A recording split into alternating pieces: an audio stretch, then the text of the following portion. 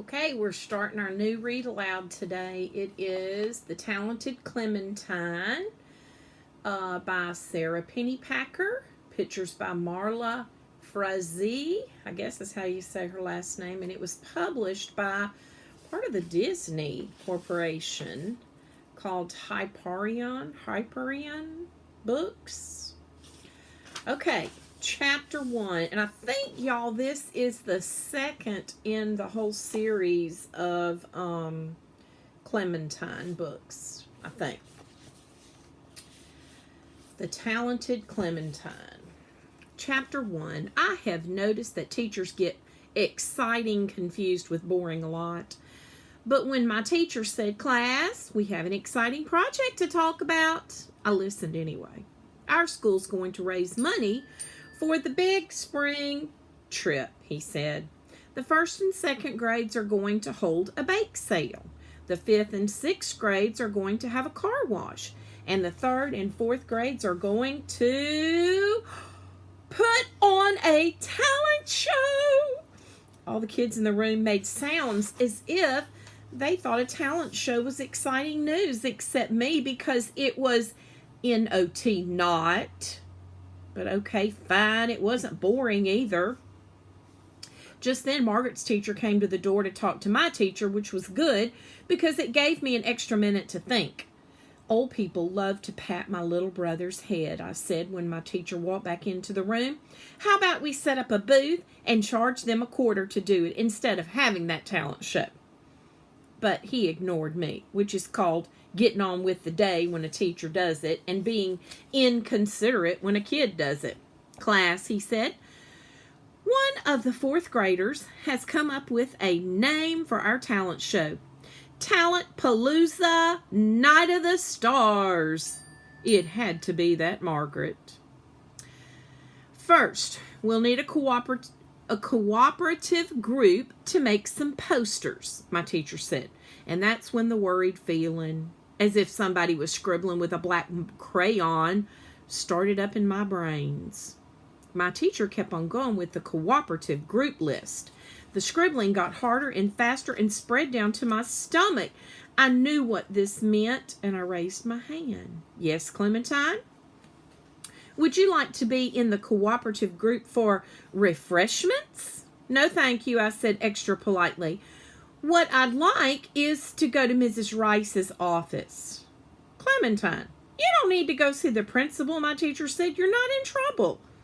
"Well, it's just a matter of time," I told him. My teacher looked at me as if he suddenly had no idea how I'd gotten into his classroom.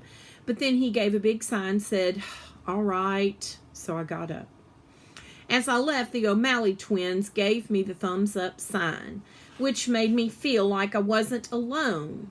But they were wearing their "thank goodness it's not me" faces, which made me know that I was.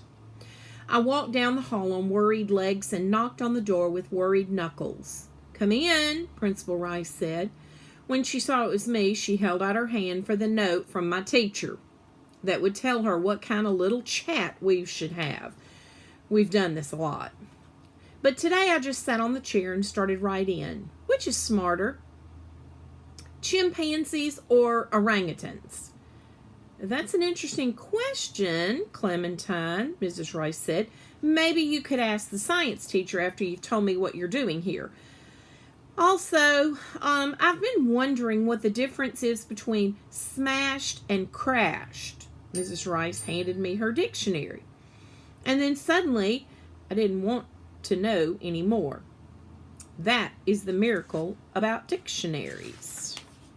"Well, how about you put it on the floor so you can rest your feet on it instead of kicking my desk?" Principal Rice suggested. "You seem to have very busy feet today." So I did, and it felt good. "Thank you," I said. "I don't have any talents." "Excuse me," said Principal Rice. "I don't have any talents," I said again. Mrs. Rice looked at me for a long time, and then she said, "Oh." And there's the picture that goes with those pages.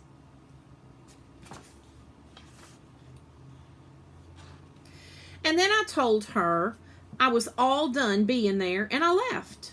When I got off the bus, Margaret's brother, Mitchell, was sitting on the front steps of our apartment building. "What's the matter, Clementine?" he asked me right away. I guess my worried face was still on. I handed him the stupid flyer from my teacher that he had sent home with us. "Talent Palooza, Night of the Stars? Share your talent, Saturday night," he read. And then he handed the stupid flyer back to me. "So what's the problem?" I leaned over, but not too close in case he thought I was trying to be his girlfriend, which I am not. And I whispered the problem to him. "I can't hear you," he said. And there's the picture of that one, her with Mitchell on the porch.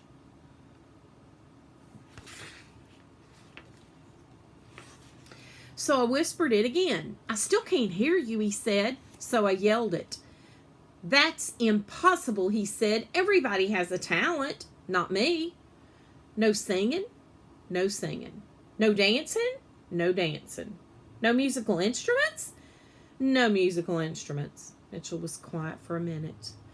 "How about hopping?" he asked finally. "No hopping," I answered. "Everyone can hop," Mitchell said. "Not me." And then I proved it to him. "Wow," said Mitchell. "Twice." I sat down on the step next to him, except I fell off because my body was a little confused from trying to hop. "See," I said, "I can't even do sitting. It's hopeless." "Maybe not. Cheer up. Maybe you have a really great talent you just haven't figured out yet." I gave Mitchell a "see, I'm cheered up already" smile, but it was just my mouth pretending.